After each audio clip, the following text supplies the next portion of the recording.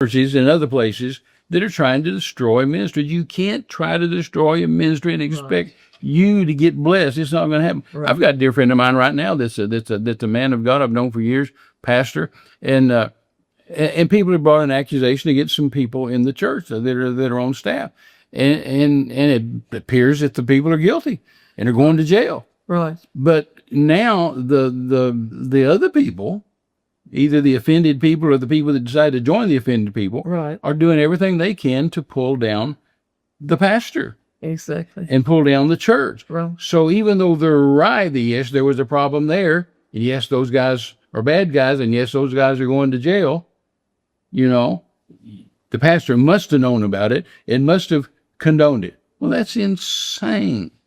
I mean, I know this guy. I've known him for years. Anointed of God. I love him. Love his wife. Love his kids. I mean, there's no way he would know about that and allow people in his church to be abused and to be molested. And yet, instead of just handling that like we talked about, like with honor, and go with elders of the church, say, hey, there's a problem here. We need to fix this, and the bad guys need to go to jail. He'd have been the first one to say, yeah, they need to go to jail. Right.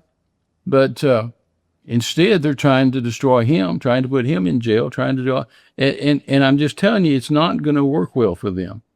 And I'm not talking about for him. I'm talking about for the guys trying to bring him down. When you violate all these things I've talked about the last hour, that's going to come back on you. Oral said, be wise. The God said, be wise as a serpent and harmless as a dove. That's right. And so even though they were right, saying, we see a problem, you can't be harmful with it. You've got to deal with it, and bad guys need to go to jail, need to be arrested, need to get out of the church. I have no problem with that. Neither does the pastor.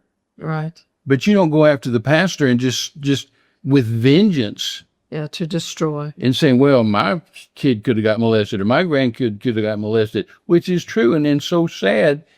Had that have happened, surely everybody would be upset about that. I don't blame them for being upset. It's abominable. And I don't blame them if they leave the church. I don't blame them if they quit giving offerings, paying tithes. I don't blame them for that. But they still have to love him.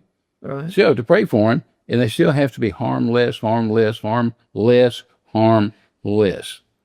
Because if they become harmful, and they are, right. They are. Some people even told me if I went and preached for them, they'd just put my face and my name on Facebook and say I'm a bad guy. Well, I'm a big boy. I don't care what they say about me. But it's an evil thing to try to destroy good ministries. And they've told other honorable ministers, if you go preach for him, we're going to put your name in the paper and we're going to put your address out there and your name and your blah, blah, blah. Well, that's an evil, vengeful, devilish, evil attack to what? To restore? No, to destroy. Do we want the bad guys exposed? Absolutely. Do we want them to go to jail? Absolutely. Do we want the people protected? Absolutely. That's the pastor's job, to protect those sheep and run the wolves off. But anyway, I've gone a long time with this. But